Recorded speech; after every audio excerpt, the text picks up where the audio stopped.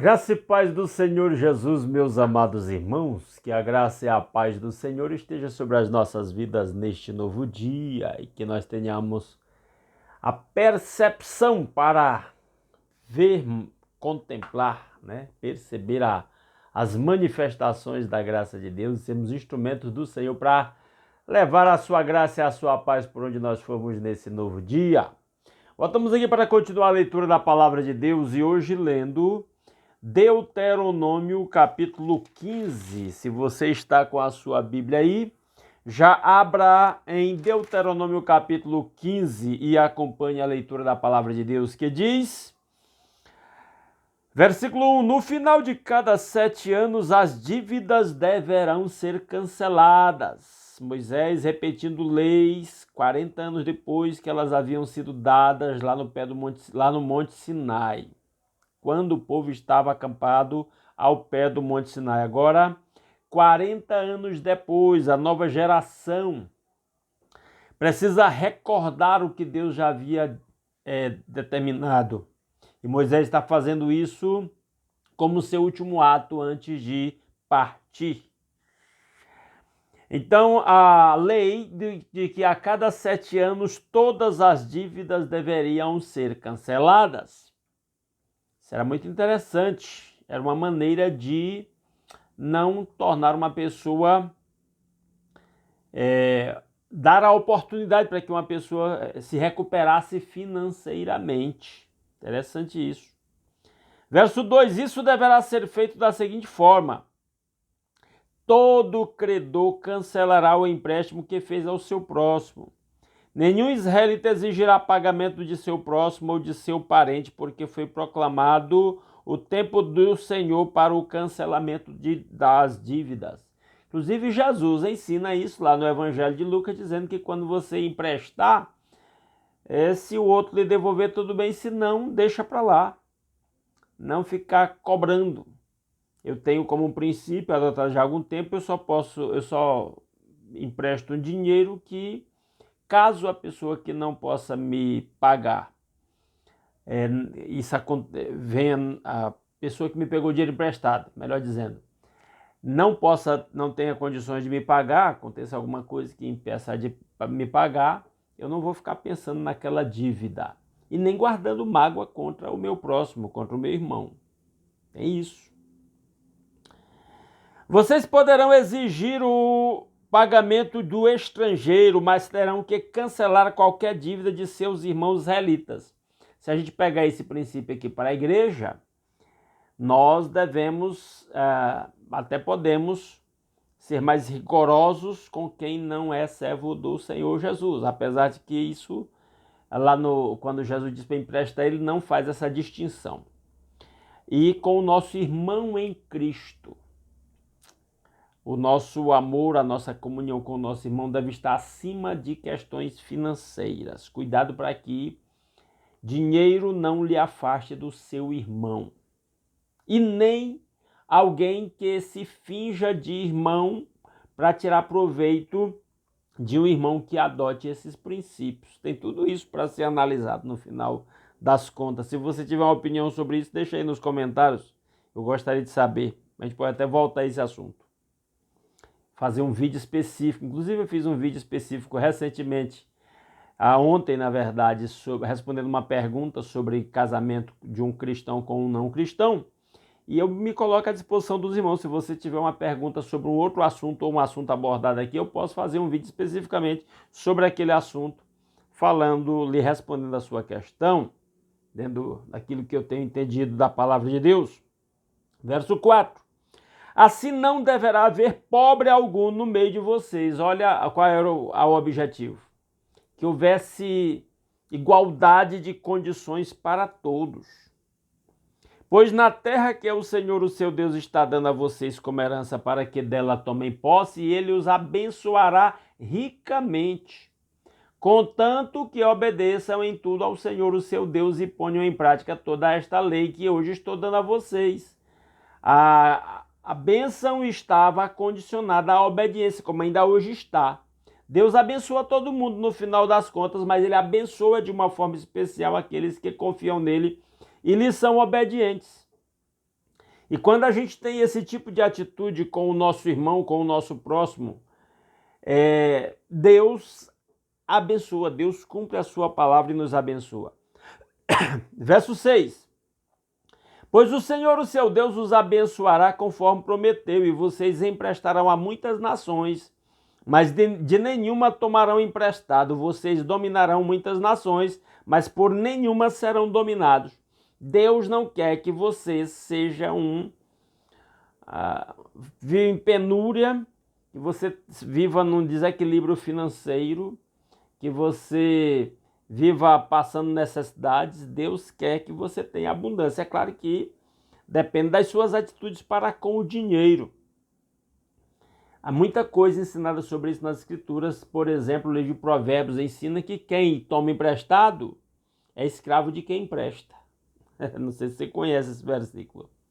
Comenta aí se você conhece. Procura lá em Provérbios e deixa aí comentar a referência. Qual é a referência? O capítulo e o versículo. Verso 7. Se houver algum israelita pobre em qualquer das cidades da terra que o Senhor, o seu Deus, está dando a vocês, não endureçam o coração, nem fechem a mão para o seu irmão pobre. Os cidadãos israelitas deveriam se solidarizar uns aos outros para não permitir que nenhum vivesse em penúria, em pobreza. Ao contrário, tenham mão aberta e emprestem-lhe liberalmente o que ele precisar. A gente vai ver sobre isso lá no livro, parece que de Neemias, que havia pessoas ricas explorando os mais pobres, escravizando seus irmãos israelitas mais pobres, o que gerou indignação por parte de Neemias. Quando a gente chegar lá, a gente vai ver. Cuidado que nenhum de vocês alimente este pensamento ímpio. Olha o pensamento. O 7º ano, o ano do cancelamento das dívidas, está se aproximando e não quero ajudar o meu irmão pobre. Aí eu não vou emprestar porque ano que vem é ano do cancelamento das dívidas, se ele me pagar. Deus diz, isso é um pensamento ímpio, não alimente esse tipo de pensamento no seu coração. Ele poderá apelar para o Senhor contra você e você será culpado desse pecado. Deus está dizendo que isso é pecado. Se negar a ajudar o outro, porque o outro provavelmente não vai ter condições de lhe pagar dentro de certo prazo, ou de jeito nenhum. Verso 10. Dê-lhe generosamente sem relutância no coração, pois por isso o Senhor, o seu Deus, o abençoará em todo o seu trabalho e em tudo que você fizer. Promessa da palavra de Deus. Deus abençoa o cristão quando ele é generoso. Quando ele é generoso, quando ele se compadece daquele que está passando necessidade. Sempre haverá pobres na terra. Olha essa afirmação. Jesus repetiu isso naquela circunstância em que Judas criticou a mulher que pegou aquele vaso de perfume, quebrou o vaso e derramou o perfume em Jesus ungindo. O Judas dizendo, por que não vendeu isso e não dividiu com os pobres? E aí um dos evangelistas que narra esse episódio diz, porque ele era ladrão e pensava em surrupiar dinheiro, né? Era a sua prática. E agora, e aí Jesus disse, não critiquem essa mulher, ela fez uma boa ação para comigo. Os pobres vocês sempre vão ter com vocês. Se vocês quiserem ajudar, sempre vai ter pobre para ajudar. E é uma coisa interessante, o cristão deve ver com o seu próximo que está passando necessidade, uma oportunidade que Deus está lhe dando de você exercitar a sua generosidade. Verso 11 de novo, sempre haverá pobres na terra, portanto eu ordeno a você que abra o coração para o seu irmão israelita, tanto para o pobre como para o necessitado de sua terra. Abra a sua mão, ajude, seja generoso. Um dos motivos para os quais Deus nos abençoa e nos faz prosperar é para nós abençoarmos os outros e ajudarmos os outros a prosperar também. Se seu compatriota hebreu, homem ou mulher, vender-se a você e servi-lo 6 anos, no 7º ano dele a liberdade. Havia a lei, nós já vimos lá em Levítico, uma pessoa podia ser vendida como escrava porque não tinha condições de pagar dívida. E aqui a regra é, se é um israelita, no 7º ano ele deve ser liberto. E quando fizer, não o mande embora de mãos vazias. Dele com generosidade dos animais do seu rebanho e do produto da sua eira e do seu tanque de prensar uvas. Dele conforme a bênção que o Senhor, o seu Deus, tem dado a você. Tá vendo? Deus nos abençoa para nós abençoarmos os outros. Lembre-se de que você foi escravo no Egito e que o Senhor, o seu Deus, o redimiu. É por isso que hoje dou a você essa ordem. O israelita já foi escravo no Egito e eu e você já fomos escravos do pecado. E graças a Deus Jesus Cristo nos libertou. E agora ele espera que nós sejamos instrumento de libertação financeira, liberdade financeira para os outros. É claro que para isso você precisa viver em liberdade financeira. Muitos cristãos, infelizmente, têm vivido como escravos do seu dinheiro ou da ausência do dinheiro. E eu posso falar isso com muita tranquilidade, porque eu também já passei muitos apuros por essas questões e agora eu olho para trás e reconheci que grande parte disso foi irresponsabilidade minha mesmo. Foi culpa minha na administração daquilo que Deus me confiou. Então, é muita coisa envolvida neste assunto. E é um assunto interessante para a gente pensar aqui. Como é que está a nossa vida financeira? Nós somos senhores do nosso dinheiro ou somos escravos do nosso dinheiro? O que nos move? É a ganância ou é a generosidade, a liberalidade? Temos que pensar nessas coisas. Versículo 16. Mas se o seu escravo disser a você que não quer deixá-lo, porque ama você e sua família e não tem falta de nada, então apanhe um furador e fure a orelha dele contra a porta. E ele se tornará seu escravo para o resto da vida. Faça o mesmo com sua escrava. Era possível algo assim acontecer. O sujeito chegou a uma condição que teve que se vender como escravo, segundo a lei da época. E o seu senhor era um senhor israelita sobre o escravo também israelita. O seu senhor era tão generoso, cuidou bem do seu escravo, do seu irmão, na verdade. E agora aquele escravo não quer mais ser liberto. Pela lei ele poderia ser liberto no 7º ano, mas ele não quer ser liberto, porque ele gosta de servir o seu senhor. E aí a ordem era: apanha uma suvela, fura a orelha dele contra o portal da porta, e agora ele fica sendo seu escravo para sempre. No Novo Testamento tem instruções sobre isso. O apóstolo Paulo diz que os escravos devem trabalhar como se estivessem servindo não aos seus senhores, mas a Cristo, o escravo cristão. E o senhor de escravo cristão deve lembrar que ele não deve maltratar o seu escravo cristão, pelo contrário, ele deve tratá-lo como um irmão na fé. Inclusive tem um livro no Novo Testamento, deixa a pergunta aqui. Tem um livro no Novo Testamento que é exclusivamente sobre instrução para um senhor a respeito de um escravo que se converteu, que havia fugido do seu senhor e que se converteu, e o senhor era um cristão. Tem um livro do Novo Testamento que o assunto é esse. Você sabe qual é esse livro? Comenta aí nos comentários. Versículo 18. Não se sinta prejudicado ao libertar o seu escravo, pois o serviço que ele prestou a você nesses 6 anos custou a metade do serviço de um trabalhador contratado. Além disso, o Senhor, o seu Deus, o abençoará em tudo o que você fizer. Ele diz, e aí é um aspecto da lei que não estava muito claro lá atrás. O escravo israelita trabalhava pela metade, digamos, da diária de um trabalhador normal. Ele não era um escravo que não ganhava nada, só o pão e a roupa, não. Ele ganhava algo, era um preço menor, um valor menor, mas ele ganhava. Para ter a possibilidade de se libertar da situação de escravidão. E, de novo, Deus termina aliás, Moisés termina o versículo 18, de novo garantindo a promessa de Deus. Além disso, o Senhor, o seu Deus, o abençoará em tudo o que você fizer, se você anda segundo esses princípios. Verso 19. Separe para o Senhor, o seu Deus, todo o primeiro macho de todos os seus rebanhos. Todo o primeiro macho dos rebanhos era de Deus, pertencia ao Senhor. Todo ano você e a sua família os comerão na presença do Senhor, o seu Deus, no local que ele escolher. Era para fazer um banquete de comunhão, uma oferta de comunhão ao Senhor lá no templo. Verso 21. Se o animal tiver defeito, ou for manco ou cego, ou tiver qualquer outro defeito grave, você não poderá sacrificá-lo ao Senhor, o seu Deus. Coma-o na cidade onde estiver morando. Tanto cerimonialmente impuro quanto puro comerão, como se come a carne da gazela ou do veado. Mas não poderá comer o sangue, derrame-o no chão como se fosse água. A recomendação final, não coma com sangue, né? E era o animal puro que poderia ser comido. Já expliquei várias vezes, nem vou repetir, que Jesus muda esta regra no Novo Testamento. O cristão não tem que ficar preocupado com essas questões de o que pode e o que não pode comer.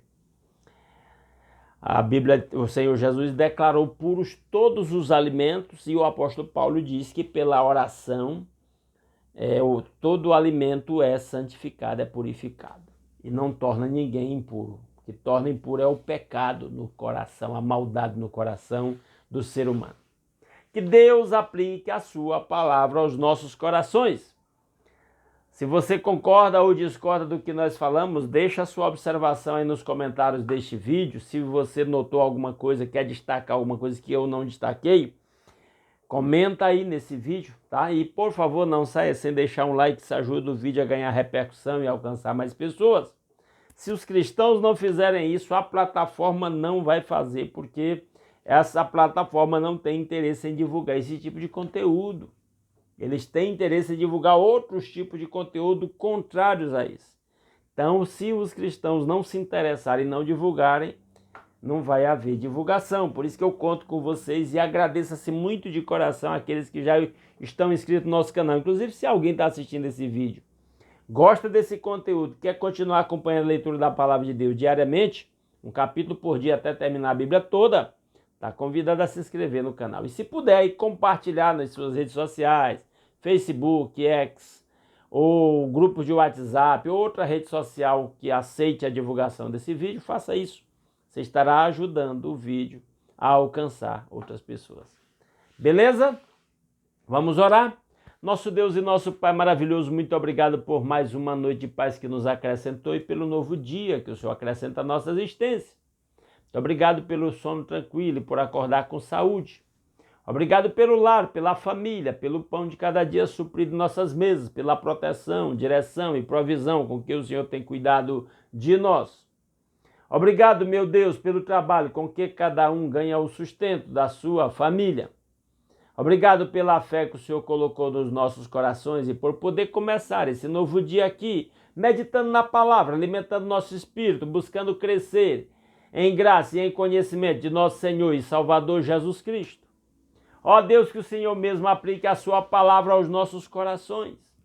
Que o Senhor nos dê nova luz, novo entendimento, nova compreensão daquilo que o Senhor quer que sabe que nós precisamos compreender. Meu Pai, que a sua bênção esteja sobre a vida de cada um dos meus irmãos, preservando a saúde de quem está saudável, restaurando a saúde de quem está doente, tocando com o seu toque curador, fazendo milagres em todos os que estão enfermos, que meus irmãos mencionam neste momento em oração, e seus parentes, amigos, conhecidos que estejam enfermos. Toca, opera, responde a oração do seu povo em nome de Jesus. Se o Senhor vai usar os médicos, os medicamentos, as cirurgias, as internações, seja feita a sua vontade, mas que o seu nome seja glorificado pela cura de todo aquele que olha para o Senhor com fé. Opera a favor daquele para o qual a medicina não tem mais recursos, Senhor, mas o Senhor é o nosso recurso. O Senhor é o Deus que cura todas as nossas doenças. Faça milagres a favor do seu povo. Se o Senhor quer usar os médicos, os medicamentos, qualquer outro meio, faça-se a sua vontade, assim na terra como é feita no céu. Ó Deus maravilhoso, que a sua bênção esteja sobre o lar de cada um dos meus irmãos. E cada lar seja um templo de adoração ao Senhor, em que Jesus esteja presente com amor, alegria, paz e todos os demais frutos do Espírito Santo, estabelecendo harmonia entre os casais, entre os pais e os filhos, entre os irmãos.